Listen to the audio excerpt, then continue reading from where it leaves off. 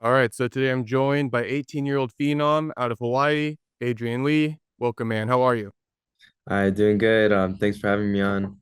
Yeah, man, of course. So I think a lot of people are excited about you're starting MMA right now. I believe you started last year, right, when you were 17, and Mhm, you got two fights in. Now you're 18, about to get your third fight. mhm. But before we talk about that, I think you've done a few interviews, but you haven't really told kind of like, I guess, like a full story of yourself and who you are. So just to start it off, you're from Singapore, right? So actually, I'm originally from Hawaii. I was born and Okay. raised in Hawaii. However, me and my family we represent Singapore because that's where majority of our family is, and we fight out of there a lot. So it's we usually represent. Okay. So did you live there too for a little bit though? No, actually, I haven't. It was Okay. my dad lived there and he grew up there, but I've gone there a bunch times, like visiting relatives, and my siblings have always fought in Singapore. But no, I myself has never lived in Singapore. Okay. Were all of you guys born in Hawaii, or were some of you guys born in Singapore? Me and my sister Victoria, we were born in Hawaii. My two older siblings, they're actually born in Canada. Oh, okay. Interesting. Yeah. hmm Okay. So where did you grow up in Hawaii then? I grew up in Mililani. It's small town like suburbs, and I was really fortunate always growing up. I was always in the gym. I've been training ever since I was 3, so I've really just been always on the mats. Okay. That's where like Manti Te'o's from, or no? Or who? Manti Te'o, the football player? Oh, I don't know. Oh, you don't know. I don't But know. it's a big football town too, right? If I'm not mistaken. Yeah, definitely. Football's really big here. Okay. So I guess when you were training MMA and stuff, was that a big thing in Mililani at the time?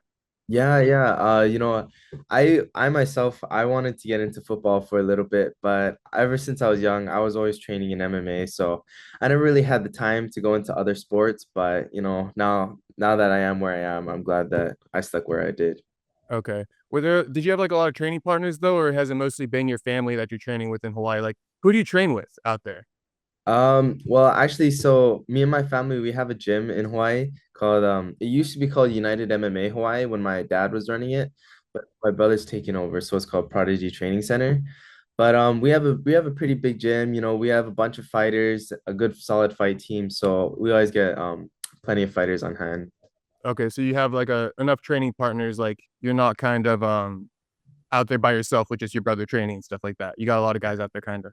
I mean, definitely there were times where it would just be me and my brother in the gym training with ourselves because especially during COVID, it was a tough time. The gym was closed down, but now we got a pretty solid fight team. Okay. And just going back, you said you've been training since you're 3. So I mean, I Mhm. feel like my first memory is until I'm like 6. Yeah. Do you remember training when you're 3 and all that? Well, I mean, my oldest memory is me on the mats. It's kind of hard because I've grown up with doing mixed martial arts, so it's kind of like as familiar to me as like reading and writing. Okay. So when did you have like your first kind of like fight? Like you were training, but when was the first fight? My first fight was at 4 years old. It is at Tiger Balm International or something. It was a pancration match. Okay. Did you win that? Yeah, I did. Okay, hell yeah. What Yeah. happened in there? Like a decision or something? Yeah, I'm pretty sure it was a decision. When I watched back that match actually not too long ago, and it's like it's all really, really blurry, really old, but I still got the job done. Okay. And then how long after that did you fight? Like, is this you've been fighting since you're 4? Did was that like a one-off? You took a long break, or like what kind of happened after that? No, I've essentially been training and competing ever since I was 4. I've won multiple world and national youth titles in MMA and pancration. Mainly though, do you know Nagas, the North Yeah. American Grappling Association? Yeah. So I've gone to like almost every one of those. So Okay. like growing up, every time there's an event in Hawaii, I always competed in it.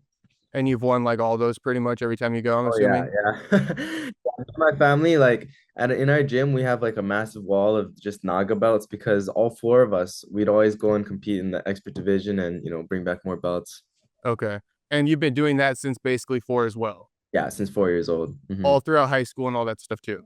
Yeah, yeah. Throughout high school, I was still grappling in the non-competitions. I also wrestled in high school. I won states for the Hawaii States tournament. Yeah, But 2023, right? yeah, yeah, 2023. Yeah. Okay. So, you were wrestling in high school and then you've been, fighting since you're like 4. Like, what about like middle school? Were you homeschooled or were you always going to school and stuff like that, like public school? Yeah, so I actually went to like a charter school. It was like half in school, half out of school. Like I What is only it like the Kamehameha or something like that? It was called HTA. It's like a tech school kind of. Like I went to school like 2, 3 days a week. But that was really great because like whenever my siblings had a fight, we'd all fly up together. So I was always missing a lot of school. And in middle school was when I won my nationals and my first national and world titles in MMA youth. Okay. Yeah. What do you have to do to win those? Like, is it a qualifier tournaments, like leading up to that and all that kind of stuff? Yeah, yeah. So how those tournaments work, it's all like tournament style. So first we had to go fly up to I don't know where, but then we had nationals at the USFL. And then after that, if you're first or second, you qualified for worlds. And then Mhm. we went to that afterwards. Okay. I feel like a lot of people like don't do that. Like if you see all the UFC fighters right now, I feel like there's like a 2% amount of people in there that have like competed the way you're talking about, right? Like on youth championships and tournaments. Like Mhm. you probably fought like multiple times in a day, I'm assuming maybe like twice or something like that, Yeah, yeah. right? And then what, they're Yeah. multiple day tournaments, so it's like 2 fights a day or something. Yeah, I think it was like a 2-day tournament and then like 2 to 4 fights. Yeah. Course of fights like the first day and then like 1 or 2 fights the second day. Yeah, so I think like this is the future, I feel like, of MMA. Like I just said, a lot of guys don't do this. You know what I mean? And this is something where boxing does it. Like you see Ryan Garcia, like a 15-time national champion before he even like, made it pro, right? And then a Mhm. lot of these guys have Olympic backgrounds, which MMA doesn't have. So I Mhm. guess with all your experience, how do you think that kind of like helps you out today in your fighting? No, I definitely think that all the experience with all the competitions I've gone through as I've grown up through the years has definitely got me to a much higher level than, your normal 18-year-old. I feel like I've experienced so much time in the ring that it's comfortable to me in a sense where it's like I've been doing it my whole life. So it's like natural to me. Yeah. How many fights do you think you have? Oh, that's so hard. Think 100? Have you touched like 100? Yeah, probably I'd say. I mean, it's kind of hard at the youth, to keep track of that, but I've had a lot of matches. Plus with wrestling too, right? You got to Yeah, have like over like that's so much competition experience. I feel like all these MMA fighters right now, they yeah. have that's what they're lacking is a lot of experience. You Yeah. ever notice that at all? Like in the Yeah, UFC, yeah, you see I do. guys up there and Yeah. then they seem to like crumble. You know what I'm Mhm, talking about? mhm. Yeah, definitely. You can't cheat the time on the mats and just every time you enter into any competition it's adding levels to your game. Yeah. Okay, so also just curious, like what kind of kid were you growing up? Were you like a hyper kid, like you popular kid in high school and shit like that? Like tell me about some of like your school life. So growing up, I was always told that I was always a super hyper kid. I always had a bunch of energy, and that's why, my parents always put me, well, we always grew up doing MMA, but I did like other sports like flag football when I was growing up. But yeah, throughout elementary school and middle school, I was pretty hyper, but once I got to high school, I mellowed out quite a bit, and I kind of just had a small group of friends, and I was fine with that. Okay. So you weren't in like the big crowd of people with like a lot of distractions. You kept it a small circle. Yeah, yeah. I'm not too big of like a party person. Yeah. Okay. So not too much partying in high school. You kept it locked in. Yeah, yeah. Okay. And because Hawaii is a cool place, a lot of people like it, they talk about it. So growing up there in that environment, did you enjoy it? Like what was it like for you? Oh yeah, I'm so lucky and I love that I grew up in Hawaii because just like the community here, it's a lot different than any other state in America.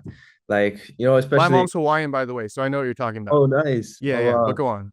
Yeah, yeah. It's just like the community, the people.